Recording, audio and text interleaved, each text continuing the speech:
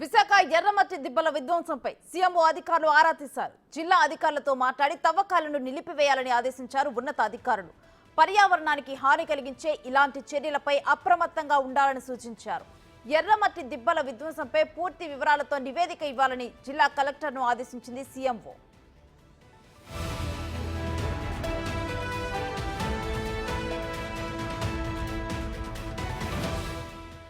YCP పాలనలో విశాఖలో తీవ్ర స్థాయిలో పర్యావరణ విధ్వంసం జరిగిందన్న ఆరోపణలు ఉన్నాయి. ప్రపంచ ప్రసిద్ధ ఎర్రమట్టి దిబ్బలు ముప్పు ముంగిట ఉన్నాయని పర్యావరణవేత్తలు ఆవేదన వ్యక్తం చేస్తున్నారు. ఈ క్రమంలో సీఎంఓ అధికారులు స్పందించారు.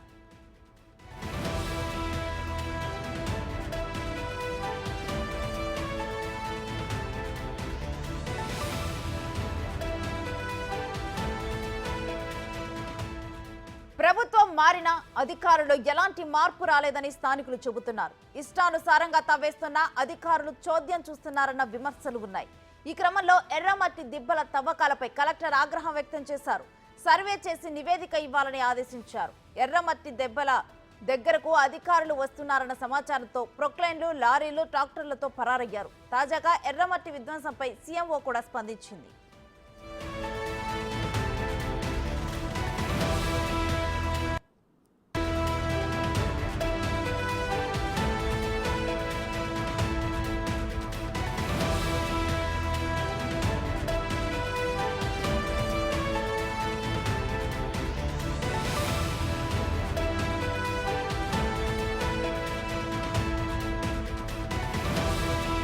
ఎర్రమట్టి దిబ్బల తవ్వకాలు జరిగిన ప్రదేశాన్ని జియోలాజికల్ ఆఫ్ ఇండియా అధికారులు పరిశీలిస్తున్నారు. ఇప్పటికే యథేచ్ఛగా చెట్లు నరికి మట్టిని తవ్వేస్తున్నారు దుండగులు. జాతి సంపద అయిన ఎర్రమట్టి దిబ్బలను తవ్వివేయడంపై స్థానికులు ఆగ్రహం వ్యక్తం చేస్తున్నారు.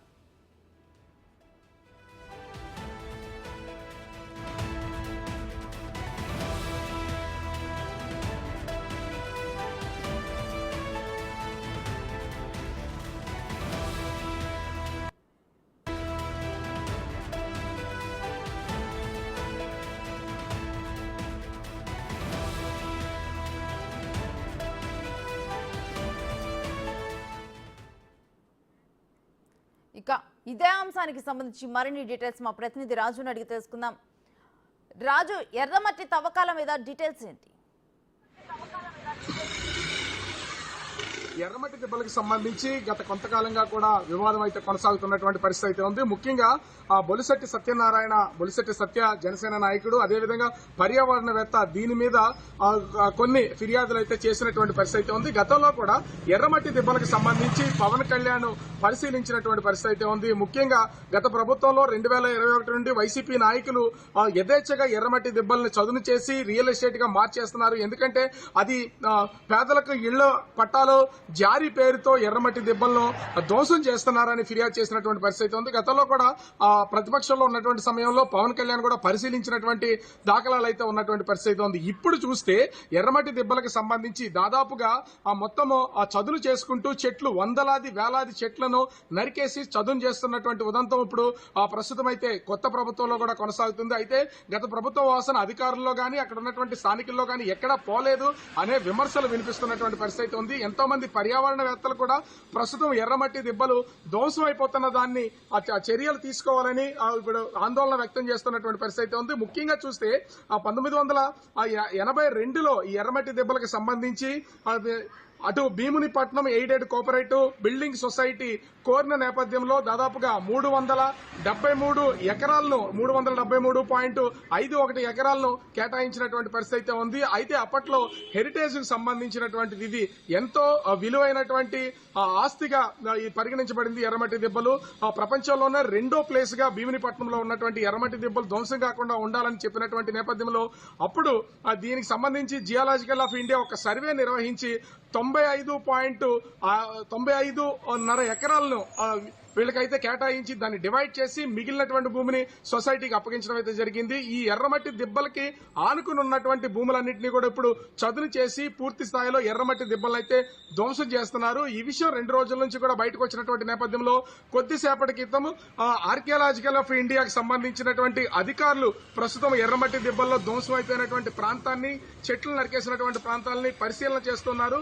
ఎందుకంటే ముఖ్యంగా చూస్తే ఇది ఎంతో విలువైనటువంటి వారసత్వ సంపదగా వచ్చినటువంటివి కొన్ని లక్షల సంవత్సరాల క్రితం భీమినిపట్నం సమీపంలో ఏర్పడినటువంటి ఈ ఎర్రమట్టి దెబ్బల విషయంలో ఎందుకు ఈ విధంగా వైసీపీ ప్రభుత్వం చేస్తుందనేది ఒక ఆందోళన అయితే వ్యక్తం అవుతున్నటువంటి పరిస్థితి గతం నుంచి కూడా ఉంది.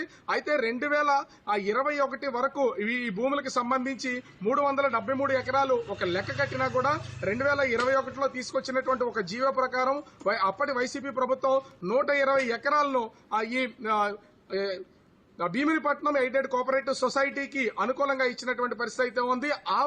ఆ స్థలాల్లో ప్రస్తుతం అయితే మొత్తం చెట్లన్నింటినీ నరికేసి దాన్ని ధ్వంసం చేసి ఎర్రమట్టి దెబ్బలన్నింటినీ కూడా నాశనం చేస్తున్నటువంటి పరిస్థితి అయితే ఉంది. ముఖ్యంగా చూస్తే నావికా దళానికి సంబంధించినటువంటి ఎన్ఎస్ఐ కళింగ కూడా ఈ సమీపంలోనే ఉంటుంది, మరోపక్క సముద్రం ఉంటుంది. ఎక్కడ ఇవన్నీ విలువైనటువంటి సంపద ఉన్నటువంటి ఈ ప్లేసెస్ లో ముఖ్యంగా దీన్ని ధ్వంసం చేస్తున్నటువంటి విధానం మాత్రం పర్యావరణవేత్తలు జీర్ణించుకోలేకపోతున్నారు. ఇప్పటికే అనేక ఫిర్యాదులు ఎన్ఎస్జీకి ఫిర్యాదు చేసినటువంటి పరిస్థితి అయితే ఉంది. గత ప్రభుత్వంలో ఉన్నటువంటి అనేక మంది వైసీపీకి సంబంధించినటువంటి నాయకులు, అధికారులు కూడా, కొంతమంది సపోర్ట్ గా ఉన్నటువంటి అధికారులు కూడా దీనికి సపోర్ట్ చేస్తున్నారు. ఈ నేపథ్యంలోనే ఈ ఎర్రమట్టి దెబ్బలు మొత్తం అన్ని కూడా ధ్వంసం అయిపోతున్నాయి అనేది ఆందోళన వ్యక్తం చేస్తున్నటువంటి పరిస్థితి అయితే ఉంది. ఇప్పటికైనా సరే అధికార యంత్రాంగం, కొత్త ప్రభుత్వం, సీఎం చంద్రబాబు దీని మీద కఠినమైనటువంటి చర్యలు తీసుకోవాలని కోరుతున్నారు. అదేవిధంగా బొలిశెట్టి సత్య ఇప్పటికే పవన్ కళ్యాణ్ గతంలో కూడా ఇక్కడికి వచ్చి చూడడం అయితే జరిగింది, స్పందించడం అయితే జరిగింది. దీని మీద జరుగుతున్నటువంటి ఈ పర్యావరణ విధ్వంసాన్ని అరికట్టాలి, దీని నుంచి ఎర్రమట్టి దిబ్బలను కాపాడాలి, అక్కడ నరికేస్తున్నటువంటి వందలాది మొక్కల్ని నరకకుండా నిలుపుదల చేయాలి. అదేవిధంగా ఈ చదును చేసేస్తున్నటువంటి ఎర్రమట్టి దెబ్బలన్నింటినీ కూడా నిలుపుదల ఇదంతా ఆపాలని కోరుతున్నటువంటి పరిస్థితి అయితే ఉంది. అయితే జియోలాజికల్ సర్వే ఆఫ్ ఇండియాకి సంబంధించినటువంటి ప్రతినిధులు, అదేవిధంగా జీవీఎంసీకి సంబంధించినటువంటి అధికారులు, భీమినిపట్నం సంబంధించినటువంటి తహసీల్దారు వీళ్ళందరూ కూడా ఈ ఎర్రమట్టి దెబ్బల్లో మొత్తం మట్టినంతా కూడా చదును చేస్తున్నటువంటి ప్రాంతానికి వెళ్తున్నారని తెలియడంతో అక్కడి నుంచి కొంతమంది ఈ చదును చేస్తున్నటువంటి వ్యక్తులు ట్రాక్టర్లు, ప్రొక్లైనర్లు, లారీలు తీసుకుని పరారైనటువంటి పరిస్థితి ఉంది. ముందస్తుగానే వీళ్ళు వస్తున్నారని గత ప్రభుత్వంలో సపోర్ట్ గా ఉన్నటువంటి అధికారులు వాళ్ళకి ఆ సమాచారం అందించినటువంటి దాఖలాలు అయితే కనిపిస్తున్నాయి. ఈ నేపథ్యంలోనే ప్రస్తుతం వాళ్ళందరూ కూడా అక్కడి నుంచి పరారయ్యారు. కానీ కొన్ని వందల ఎకరాలు చదును చేసేసినటువంటి నేపథ్యంలో ప్రస్తుతం అయితే పర్యావరణవేత్తలు ఆందోళన వ్యక్తం చేస్తున్నటువంటి పరిస్థితి కనిపిస్తుంది. శ్రీ, అయితే అసలు ఇప్పటికీ ఎంత మేర ఈ ప్రాంతం అనేది ధ్వంసం అవటం జరిగింది? మరోవైపు ప్రభుత్వం మారినా కానీ అధికారుల్లో ఎందుకు మార్పు రావటం లేదు రాజు? అంటే ఇది ఒక్క చోటే కాదు, రాష్ట్ర వ్యాప్తంగా కూడా గత ప్రభుత్వ హయాంలో అనేక మంది వైసీపీ ప్రభుత్వానికి, వైసీపీ నాయకులకి సపోర్ట్ గా వ్యవహరించినటువంటి నాయకులందరూ కూడా ఇప్పుడు అన్ని ప్లేసెస్ లో కూడా ఉన్నారు. ఇదే ఇప్పుడు కనిపిస్తున్నటువంటి పరిస్థితి అయితే ఉంది. గత ప్రభుత్వ హయాంలో ఎవరెవరైతే అధికారులు పనిచేశారో కింది స్థాయి నుంచి పై స్థాయి వరకు ఉన్నటువంటి అధికార యంత్రాంగంలో ఇంకా మార్పులు రాలేదు. ట్రాన్స్ఫర్స్ కూడా చాలా తక్కువైనటువంటి పరిస్థితి అయితే ఉంది. ఇప్పుడు ఐఏఎస్, ఐపీఎస్ స్థాయిలో వాళ్ళు మాత్రమే ట్రాన్స్ఫర్స్ అయినటువంటి పరిస్థితి అయితే ఉంది. కింది స్థాయిలో వాళ్ళని బదిలీ చేయనటువంటి నేపథ్యంలో వీళ్ళు గత ప్రభుత్వంలో పనిచేసినటువంటి వాళ్ళకి, పార్టీకి, వైసీపీకి సంబంధించినటువంటి నాయకులకు కూడా సపోర్ట్ గా ఉన్నటువంటి పరిస్థితి అయితే ఉంది. అందుకనే అధికారుల నుండి సమాచారం అయితే వెళ్తున్నటువంటి పరిస్థితి అయితే ఉంది. ఈ నేపథ్యంలోనే ఈ మట్టిని చదును చేసేస్తున్నటువంటి వాళ్ళు వెళ్లిపోయి పరారీ అయిపోయి ఈ సమాచారం ఇవ్వడంతో పరారీ అయిపోయారని తెలుస్తుంది. మరికొద్ది సేపట్లో భీమిలి ఎమ్మెల్యే గంటా శ్రీనివాసరావు ఈ ఎర్రమట్టి దిబ్బల పరిశీలనకు అయితే వెళ్తున్నారు. ఇప్పటికే geological of India, survey of ఇండియాకి సంబంధించినటువంటి అధికారులు అక్కడ మొత్తం అంతా కూడా తనిఖీలు చేస్తున్నారు. మరికొద్ది సేపట్లో భీమిలి ఎమ్మెల్యే గంటా శ్రీనివాసరావు అక్కడికి వెళ్తున్నటువంటి పరిస్థితి అయితే ఉంది.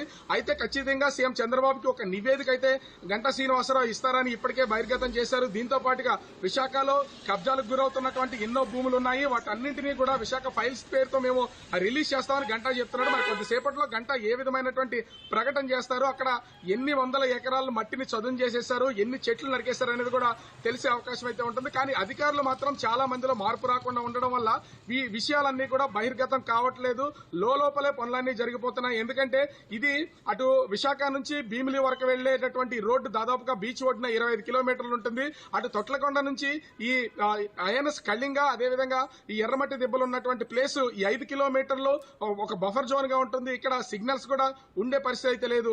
రోడ్డు మీదకి కనిపిస్తున్నటువంటి చెట్లు మాత్రము నరకకుండా అవి ఒక ఫెన్సింగ్ లాగా, అడ్డుగోడలాగా ఉంచుకుని లోపల పనులన్నింటినీ కూడా కానించేస్తున్నారు. దీన్ని గమనించినటువంటి పర్యావరణవేత్తలు ఇప్పుడే ఇప్పటికే అటు నేషనల్ గ్రీన్ ట్రిబ్యునల్ కి అదేవిధంగా జియోలాజికల్ సర్వే ఆఫ్ ఇండియాకి ఫిర్యాదు చేసినటువంటి పరిస్థితి అయితే ఉంది. దాదాపుగా ఒకప్పుడు అంటే 1982 ఆ సమయంలో దాదాపుగా 3000 ఎకరాలు తొట్లకొండ నుంచి అటు ఎర్రమట్టి దిబ్బల వరకు 3000 ఎకరాలు ఈ ఎర్రమట్టి దిబ్బలంతా కూడా విస్తరించి ఉందని చెప్పినటువంటి పరిస్థితి ఉంది. కాలానుగుణంగా దీని పరిధి తగ్గిస్తూ వస్తున్నటువంటి పరిస్థితి ఉంది. అయితే ఆ 2000 ముఖ్యంగా చూస్తే ఆ 2004 సమయానికి ఇది 373 ఎకరాలుగా చూపించినటువంటి పరిస్థితి అయితే ఉంది. తర్వాత 2021కి వచ్చేసరికి 120 ఎకరాలకు పరిమితమైంది. ప్రస్తుతం అయితే 95.50 ఎకరాలకే పరిమితమైనటువంటి పరిస్థితి ఉంది. మరి ఇప్పుడు ప్రస్తుతం అటు జియోలాజికల్ సర్వే ఆఫ్ ఇండియా అధికారులు అదేవిధంగా భీమిలి ఎమ్మెల్యే గంటా శ్రీనివాసరావు మరి కొద్దిసేపట్లో వెళ్లే అవకాశం అయితే కనిపిస్తుంది. వీళ్ళు ఏ విధమైనటువంటి రిపోర్ట్ తయారు చేస్తారు, ఇక్కడ ఉన్నటువంటి అధికారుల మీద ఏ విధమైనటువంటి చర్యలు తీసుకుంటారనేది మాత్రం వేచి చూడాల్సినటువంటి పరిస్థితి కనిపిస్తోంది. Right, thank you Raju.